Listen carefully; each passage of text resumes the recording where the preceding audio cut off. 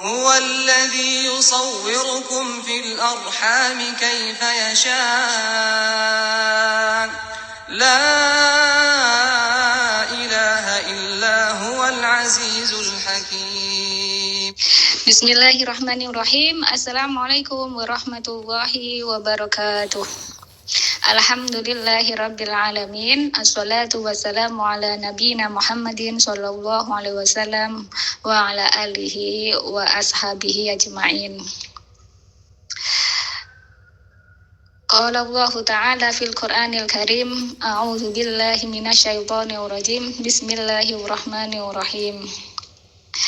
Ya ayyuhalladzina amanu taqullaha wabtaghu ilaihil wasilata wajahidu fi sabilihi la'allakum tuflihun. Shadaqallahul azim. Alhamdulillah, segala puji bagi Allah Subhanahu wa taala. Bagaimana kabar teman-teman semuanya hari ini? Semoga semuanya dalam kondisi sehat walafiat ya teman-teman. Sehat hatinya, sehat akalnya, sehat raganya. Amin ya rabbal alamin. Teman-teman rahimakumullah, tak terasa kita sudah sampai di Jumat yang ketiga dari bulan Syawal 1448 Hijriah. Dan bahasan kita di Jumat yang ketiga adalah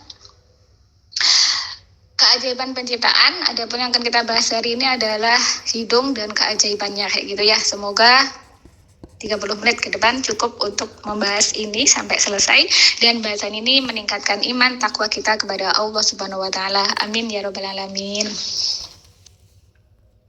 Teman-teman rahimakumullah, di bahasan hidung dan keajaibannya ini insya Allah kita ada 3 bahasan ya. Yang pertama Allah Subhanahu wa taala sebagai pencipta hidung, kemudian yang kedua keajaiban hidung kayak gitu ya. Terus kemudian yang ketiga adalah fungsi hidung yang tersebut dalam Al-Quran dan hadis kayak gitu.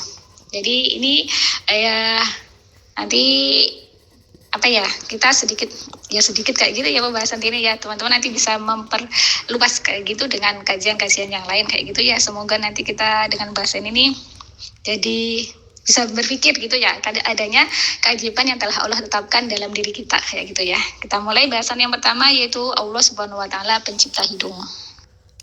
Teman-teman rahimakumullah, kita awali dengan Quran surah Al-Infitor ayat 6 sampai 8 kayak gitu ya.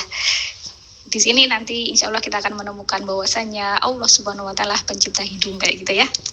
Di ayat ini Allah Subhanahu wa taala berfirman, A'udzu billahi minasyaitonir rajim. Bismillahirrahmanirrahim. Ya ayyuhal insanu ma gharraka bi rabbikal karim alladzi khalaqaka fasawwaka fa'adalak fi ayyi suratin ma syaa rakkabak. Shadaqallahul azim. Teman-teman rahimakumullah, di ayat 6 kayak gitu ya, Allah Subhanahu wa taala menyuruh seluruh manusia, ya ayyuhan nasu kayak gitu ya. Jadi yang Allah seru kayak gitu semua manusia ya.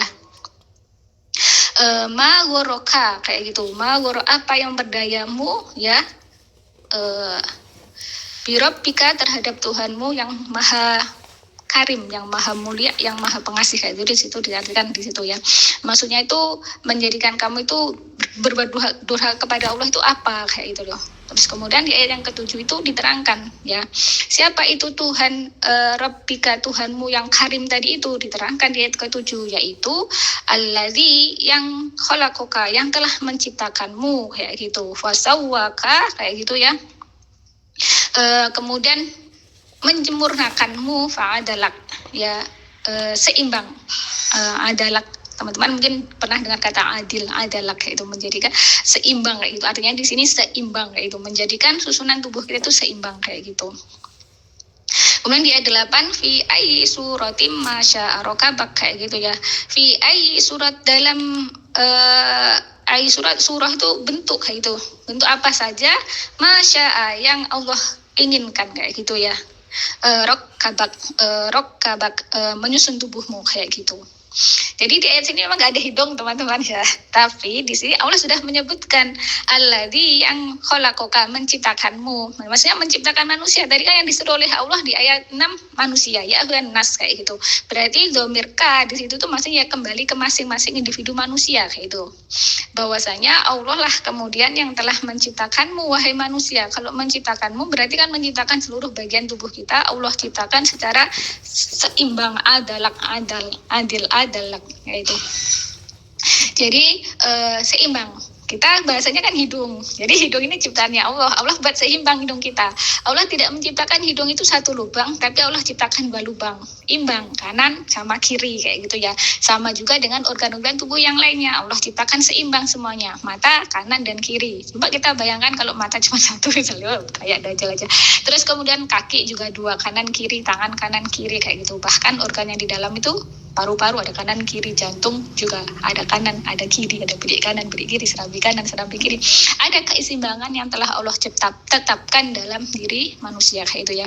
Hidung pun berarti di sini ayat ini menunjukkan bahwasanya hidung pun Allah Subhanahu wa taala yang menciptakan ya.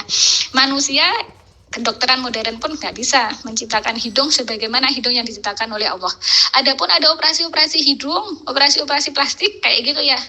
Kita sudah, mungkin teman-teman pernah sering dengar orang yang operasi plastik bukannya tambah hidungnya bagus ya itu ya. Malah kemudian ada yang kemudian malah beberapa tahun kemudian malah tidak membentuk yang bagus ya. Maksudnya meleleh rusak kayak gitu ya. Ya itulah ya buatan manusia ya, tidak ada yang bisa menandingi ciptaannya Allah Subhanahu wa taala kayak itu. Dan bagi kita seorang muslim haram hukumnya merubah ciptaan Allah Subhanahu wa taala apapun bentuk hidung kita, pesek, mancung, sedengan kayak gitu, itu semua adalah karunia dari Allah Subhanahu wa taala kayak gitu.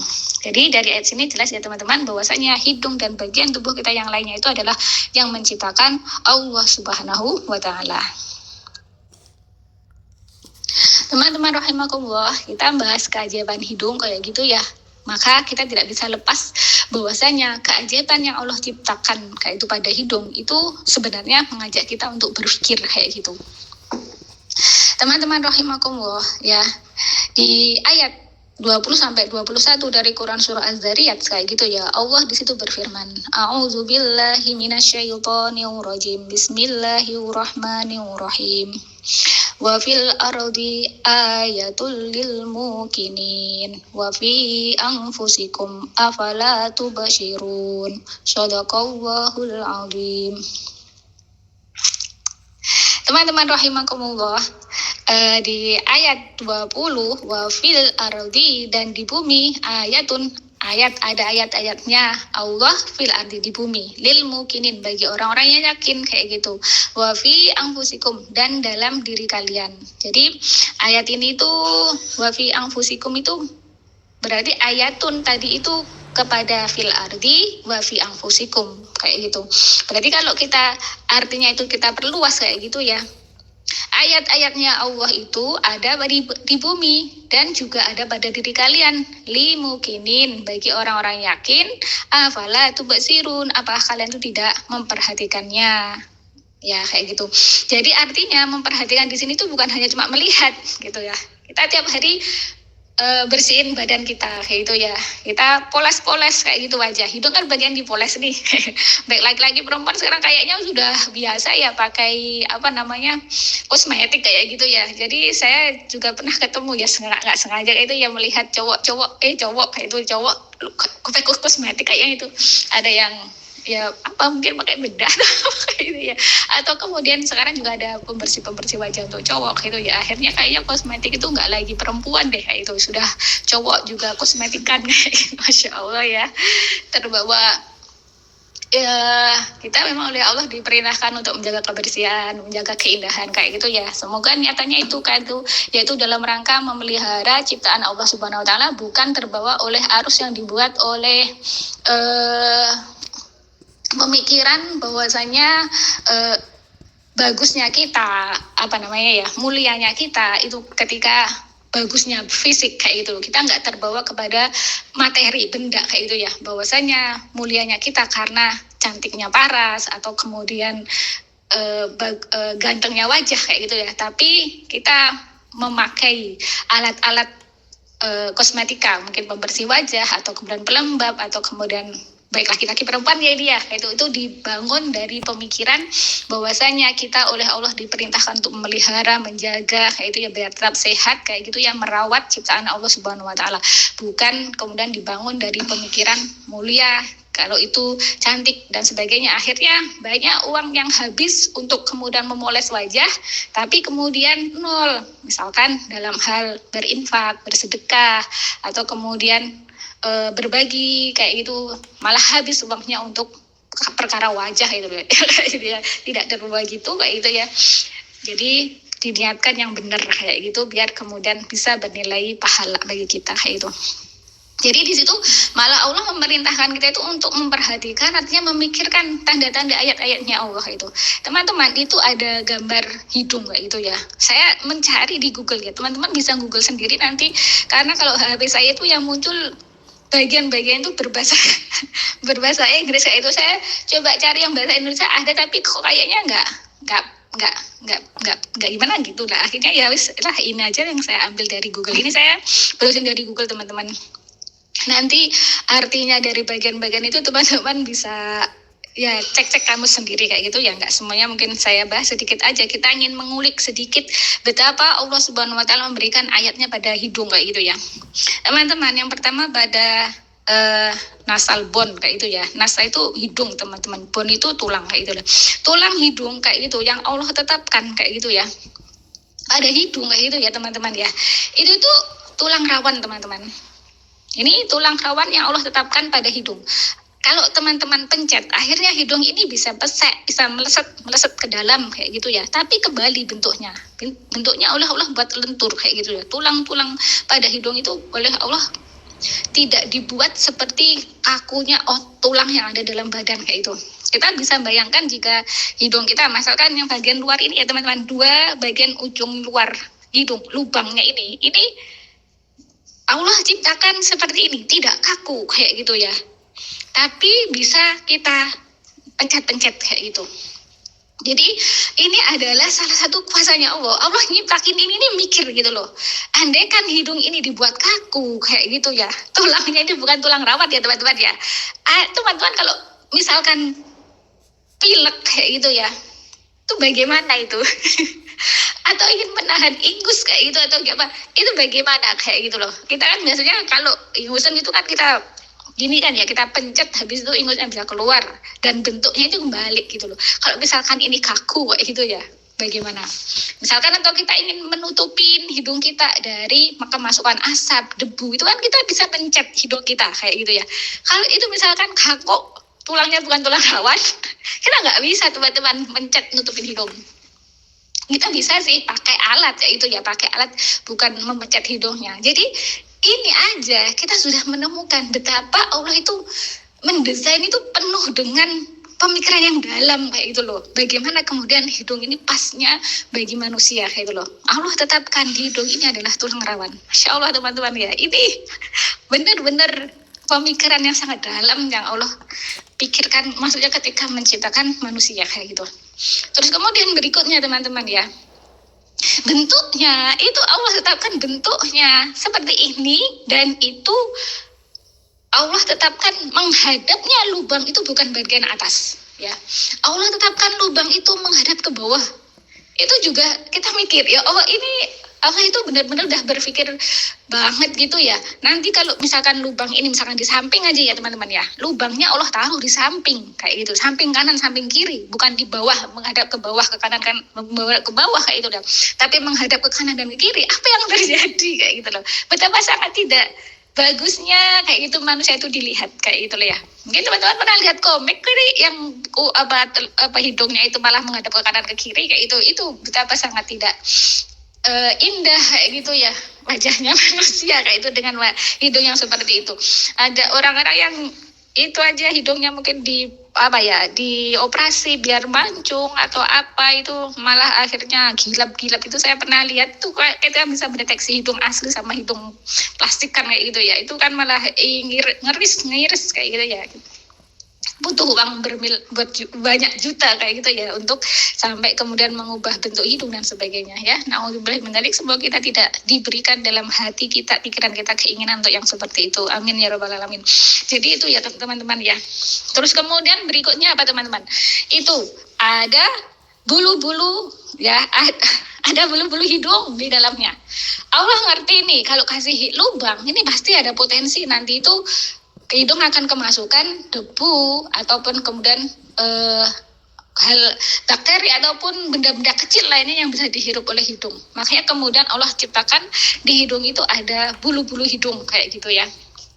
Ada bulu-bulu hidung kayak gitu ya, yang kemudian bulu-bulu ini menangkis kayak gitu ya. Misalkan ada debu kayak gitu ya, atau kemudian ada kotoran apa yang masuk bisa tertahan kayak itu. Terus kemudian juga ada lendir akhirnya memunculkan upil kayak gitu lah.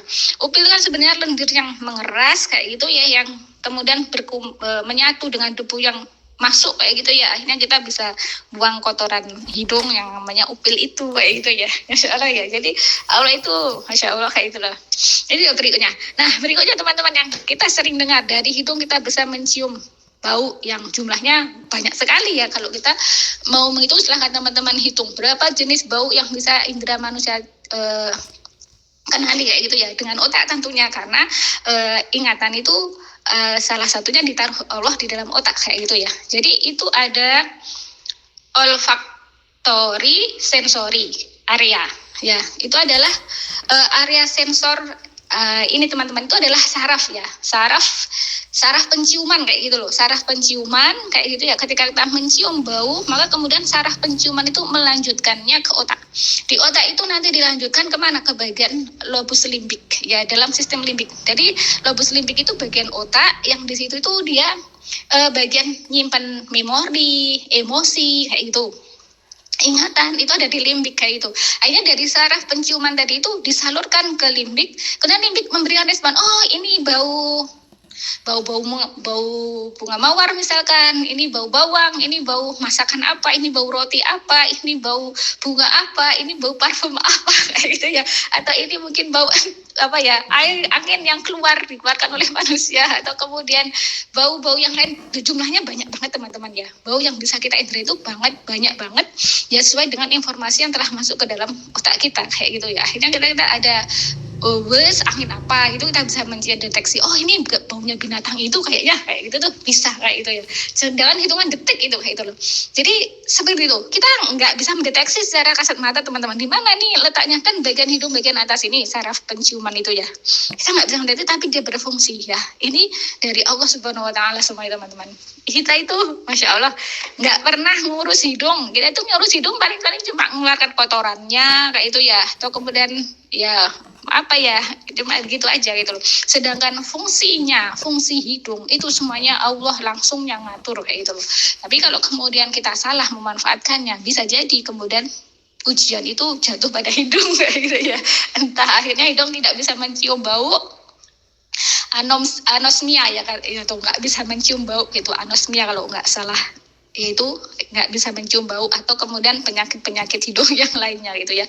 Nauzubillah min dzalik. Maka kemudian kita bersyukur kepada Allah Subhanahu Wa Taala yang kemudian oleh Allah dikasih kita itu hidung yang sempurna kayak gitu ya, yang bisa berfungsi dengan baik kayak gitu ya, sehingga mendukung aktivitas kehidupan kita sehari-hari kayak gitu ya.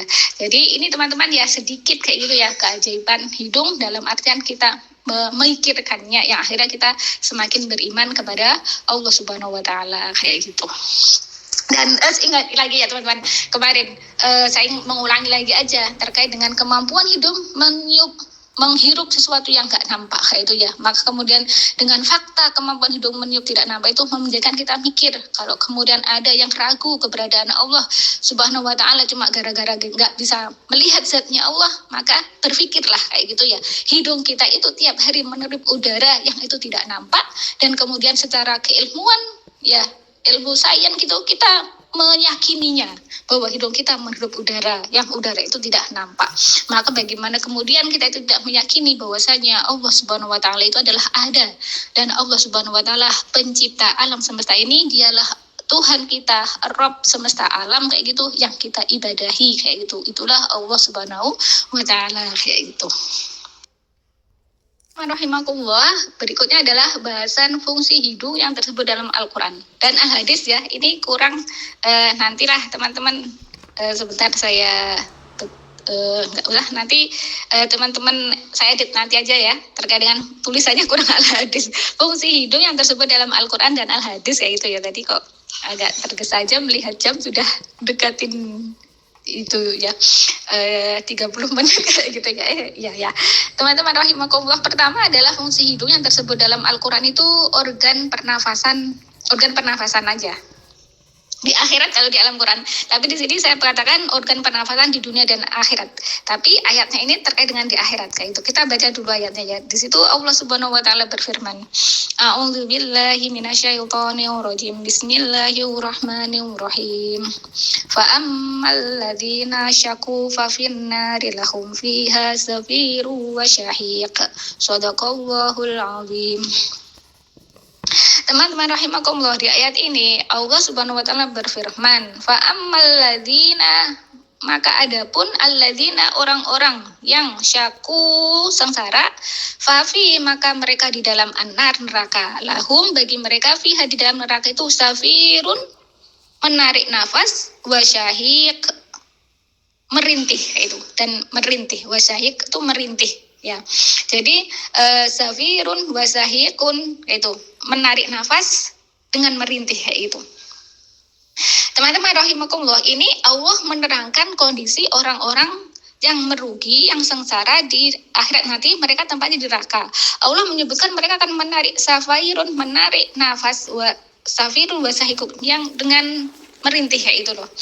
Artinya teman-teman, ini menarik nafas itu dengan apa? Kita di dunia aja kita sudah ngerti narik nafas itu ya lewat hidung kan kayak gitu ya. Artinya ini menerangkan bahwa nanti di akhirat itu hidung itu tetap ada. Kita masih ingat dalam bahasan keajaiban penciptaan, yaitu bagaimana manusia dibangkitkan oleh Allah kayak gitu ya setelah hari kiamat kayak gitu ya.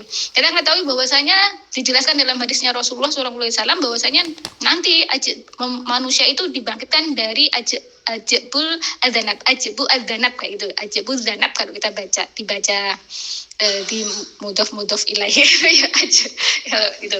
Kalau dipotong-potong ajabu adzanab. Itu dari yang kita sekarang tulang ekornya kayak gitu ya. Jadi itu nanti oleh Allah akan dibangkitkan kayak gitu ya, dari itu kayak gitu ya, dan kemudian menjadi makhluk sama seperti dulu dan kemudian disatukan dengan ruhnya kayak gitu ya. Maka kemudian ini ya hidung nanti di akhirat akan berfungsi kembali sebagaimana kita di dunia ini juga menjadikan hidung ini sebagai organ pernafasan, dan itu sudah kita ketahui secara umum kayak gitu loh. Cuman di sini ayatnya di akhirat, maka saya dengan penjelasan bahwasanya nanti manusia akan dibangkitkan kembali di ajabu adzanab, kemudian dibentuk lagi tubuhnya dan disatukan dengan ruhnya, maka artinya teman-teman hidung itu sebagai indera pernafasan, organ pernafasan, salah satu organ pernafasan itu adalah di dunia dan juga di akhirat kayak gitu. Teman-teman rahimakumullah, berikutnya hidung sebagai organ bersin, salah satu organ bersin, maksudnya organ yang dipakai untuk bersin kayak gitu loh. Karena bersin itu tidak hanya lewat hidung teman-teman kayak gitu ya. Jadi bersin itu kan mengeluarkan udara dari paru-paru lewat hidung sama lewat mulut kayak gitu. Nah, udara yang keluar itu bisa jadi mengandung bakteri ataupun kotoran-kotoran yang lain yang mungkin masuk ke dalam tubuh kita kayak gitu loh. Jadi bersin itu sebenarnya menyehatkan kita kayak gitu loh. Jadi dalam hadisnya ini, dalam hadis yang diriwayatkan oleh Abu Hurairah, dari Abu Hurairah anin Nabi, dari Nabi SAW qala bersabda, Innallaha, sesungguhnya Allah yuhibbu, mencintai, menyukai utosa itu bersin kayak gitu. Wa yakrahu, dan menci atasa itu menguap kayak gitu. Jadi kenapa kemudian Allah menyukai ini bersin kayak gitu ya? Kita baca dulu sampai habis kayak itu hadis ini. Faida, maka jika atosa ahadukum salah seorang dari kalian itu atosa kayak gitu ya, bersin, wa hamidallah, dan memuji Allah Subhanahu wa taala, karena adalah haqqan, hak ala kulli muslim, atas setiap muslim, sami'ahu, yang mendengar saudaranya tadi itu yang bersin mengucapkan hamdalah tadi itu, ayyaqula lahu, supaya berdoa kepadanya itu, yarhamukallah, semoga Allah merahmatimu, kayak gitu. Jadi teman-teman rahimakumullah, dari hadis ini menunjukkan bahwasanya bersin itu salah satu rahmatnya Allah, kayak itu loh.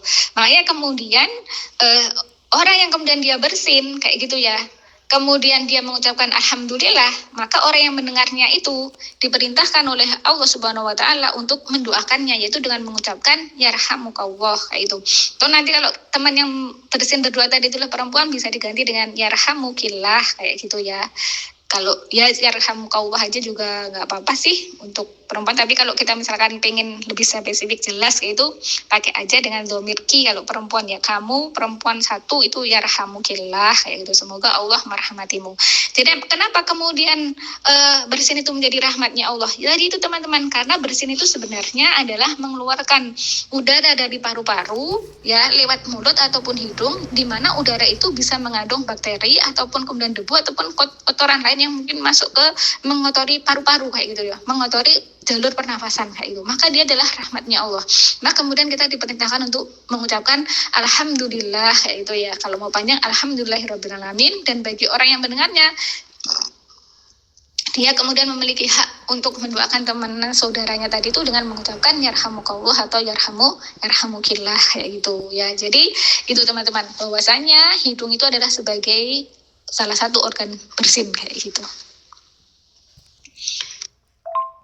Teman-teman rahimakumullah sekalian aja, kenapa kemudian di situ diterangkan wa yakrahu, dan Allah itu nggak menyukai at-tasa'ub, menguap, kayak gitu ya. Diterangkan di kelanjutannya, di kelanjutan hadis itu wa ammat tasa'ub, adapun menguap, fa innama huwa, maka sungguhnya huwa, dia itu menguap itu, minasyaiton, dari setan, kayak gitu.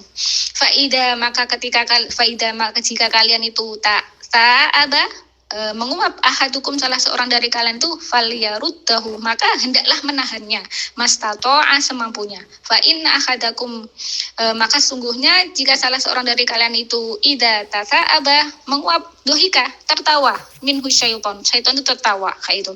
Kenapa kemudian menguap itu dari setan, teman-teman? Karena menguap itu biasanya muncul dari kondisi perut yang kenyang. Ya, muncul dari kondisi perut yang banyak isinya, kayak gitu ya, banyak kenyangnya, kayak gitu ya. Dan makanya kemudian disebutkan di sini menguap itu dari setan. Kenapa? Karena Allah Subhanahu wa taala itu tidak senang ya, maksudnya dengan hamba-hamba yang banyak makan, kayak gitu ya.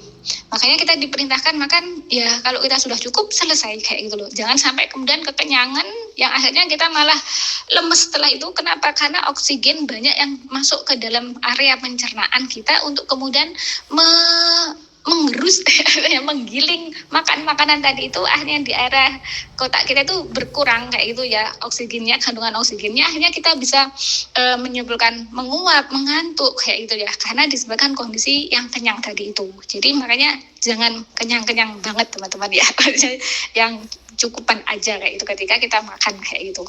Nah itu ya teman-teman, tambahnya sedikit. Teman-teman rahimakumullah, berikutnya, hidung itu adalah organ yang ditempati oleh setan ya. Jadi itu diterangkan oleh Rasulullah SAW, teman-teman. Dari Abi Hurairah, lagi-lagi Abu Hurairah ya, karena memang Abu Hurairah ini salah satu top skor dari hadis, teman-teman. Banyak sekali hadis yang beliau riwayatkan, meskipun beliau itu masuk Islam itu mendekati beberapa tahun sebelum Rasulullah SAW wafat, kayak itu loh. Tapi beliau itu selalu ngikutin Rasulullah SAW, akhirnya banyak sekali hadis yang beliau kumpulkan, kayak itu ya. Jadi bahwasanya Nabi SAW qala bersabda, idastaiqadha, kayak itu, ahadukum ya, artinya ahadukum jika ahadukum, salah seorang dari kalian itu istaiqadha, bangun dari tidur ya, min manamihi, dari tidurnya, kayak itu ya. Istaiqadha itu bangun maksudnya, teman-teman. Min manamihi, dari tidurnya itu, falyastangshir, hendaklah dia itu istinsar itu ngeluarin air dari hidungnya. Artinya kita itu ngirup air, habis itu kita keluarkan sebanyak berapa? 3 kali. Salasa marotin, 3 kali kayak gitu. Kenapa kok begitu? Fa inna syaitona, karena sesungguhnya setan itu yabitu itu tinggal bermalam kayak gitu ya itu. Bermalam ala khoya shimihi kayak gitu ya. Setan itu bermalam di hidungnya kayak gitu loh. Jadi kita oleh Rasul, artinya teman-teman di sini ya, organ hidung itu ya ditempati setan, katanya kita itu dalam kondisi tidurnya kayak gitu loh. Jadi bisa jadi waktu tidur itu setan itu masuk dan menempati hidung kita. Mungkin teman-teman kalau mau lebih cermat banget detail gitu ya, bangun tidur itu bisa merasa-rasa. Kadang-kadang kita merasa berat gitu ya, sulit untuk bernafas atau apa gitu ya di hidung, atau terasa berat itu di hidung, bisa jadi itu ada setan yang ada di situ. Maka ketika kita bangun tidur, ambil air, kemudian kita hirup, kita keluarkan itu sebanyak 3 kali ya, untuk kemudian mengeluarkan setan-setan yang ada di hidung kayak gitu. Jadi ini ini organ yang ditempati setan ini adanya dalam hadis, teman-teman. Mungkin kalau dalam bahasan fungsi hidung secara ilmu IPA atau nggak bahas, tapi di hadisnya Rasulullah diterangkan demikian kayak gitu ya. Teman-teman rahimakumullah, berikutnya hidung itu sebagai organ sujud kayak gitu ya. Jadi itu diterangkan dalam hadisnya Rasulullah SAW ya. Di situ dari Ibnu Abbas kayak gitu ya. Ini hadis diriwayatkan oleh Ibnu Abbas. Dalam riwayatnya dia berkata bahwasanya Nabi SAW itu bersabda, umirtu, aku diperintahkan an asjuda, untuk kemudian bersujud ala sab'atin a'tum, atas 7 bagian kayak gitu ya. Yang pertama ala jabbati, di atas dahi kayak itu. Maksudnya dahi itu harus sujud kayak itu ya. Wa asyara biyadihi ala anfihi, dan Nabi itu asyara menunjuk biyadihi dengan tangannya itu ala anfihi, di atas hidungnya. Artinya hidung ini ketika kita itu sujud itu harus menempel kayak gitu ke lantai. Ini teman-teman ya, hidung yang ini ternyata ketika sujud itu menjadi hal yang di bawah ya. Kita kan sujud kayak itu ya, Allah Subhanahu wa taala, menyembah Allah Subhanahu wa taala itu ya. Jadi hadis ini menunjukkan bahwasanya hidung itu sebagai organ untuk sujud kayak gitu ya, untuk bersyukur kepada Allah, sujud menyembah Allah Subhanahu wa taala kayak gitu loh. Jadi jangan lupa kita merawat hidung, jangan sampai kemudian hidung tidak dipakai untuk sujud kayak gitu ya. Malah di sini ketika kita sholat diperintahkan untuk menggunakan hidung kita disujudkan ya kepada Allah Subhanahu wa taala. Kelanjutan ayatnya teman-teman bisa baca sendiri. Maksudnya kelanjutan hadisnya teman-teman bisa baca sendiri. Mohon maaf tadi salah kata. Teman-teman rahimakumullah, berikutnya dari hidung yang Allah ciptakan tadi itu, dia berfungsi sebagai organ wudhu kayak gitu ya. Nah, ini ada hadis diriwayatkan oleh dari Abu Hurairah, qala ia berkata, qala Rasulullah SAW, Rasulullah SAW bersabda, idza tawaddo'a, jika berwudu ahadukum, salah seorang dari kalian, falyastangshi, itu istinsa itu memasukkan air ke hidung kayak gitu ya. Terus kemudian juga minal ma'i, maksudnya itu memasukkan air ke hidung, summa liyang tasir, kemudian mengeluarkannya, intinsar, mengeluarkan air tadi itu kayak itu loh. Jadi hidung ini fungsinya salah satunya adalah untuk organ wudhu kayak itu ya. Ketika kita wudhu menghirup air kemudian mengeluarkannya, itu bisa mengeluarkan kotoran-kotoran yang ada dalam hidung. Jadi intinsak ataupun istinsar itu ada sisi medisnya, sisi kesehatannya kayak itu loh, bagi kesehatan kita, kesehatan hidung kita itu bisa mengeluarkan ya, tadi itu yang pertama bisa mengeluarkan setan-setan, mungkin kalau ada setannya kayak itu ya, juga bisa mengeluarkan benda-benda atau kemudian kotoran-kotoran yang mungkin menempel di hidung kita kayak gitu ya, sehingga bisa menyehatkan hidung kita, menyehatkan saluran pernafasan kita kayak itu, sehingga bisa menyehatkan badan kita kayak gitu. Teman-teman rahimakumullah, ini adalah fungsi yang terakhir yang bisa saya kemudian temukan kayak itu ya dari hidung kayak itu, yaitu indera penciuman di dunia dan di akhirat. Kenapa indera penciuman di dunia dan di akhirat ini saya akhirkan? Karena bahasan ini pernah kita bahas di bahasan sehat dengan Al-Quran terkait dengan faktor apa yang dikonsumsi oleh indera penciuman kayak gitu loh. Jadi ini hanya mengulang aja kayak itu ya. terkait dengan fungsi indera penciuman di dunia dan di akhirat. Adapun di dunia, salah satunya adalah ditunjukkan dalam Al-Quran, yaitu Quran Surah Yusuf ayat 94, sebagaimana kita sudah bahas di bahasan saya dengan Al-Quran ya. Di situ adalah terkait dengan kisahnya Nabi Yusuf alaihissalam, bapaknya, dan Nabi Yakub alaihissalam, yaitu bapaknya Nabi Yusuf dan saudara-saudaranya, di mana kemudian Nabi Yakub itu mencium baunya Nabi Yusuf, kayak gitu ya, mencium bau nabinya Yusuf.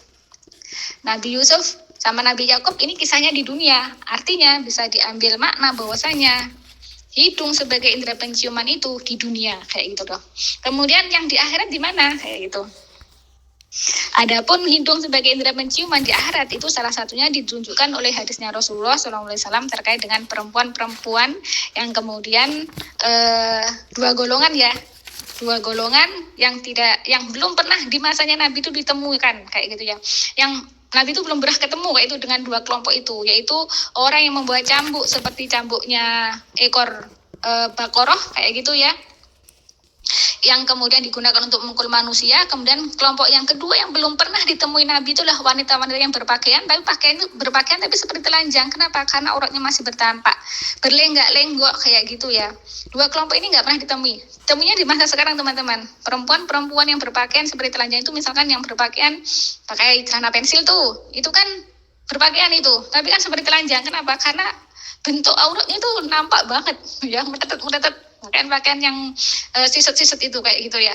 Terus kemudian berlenggak-lenggok, misalnya di catwalk kayak itu, para peragawati itu berlenggak-lenggok. Itu zamannya Rasulullah belum ada para peragawati itu, adanya di zaman modern ini.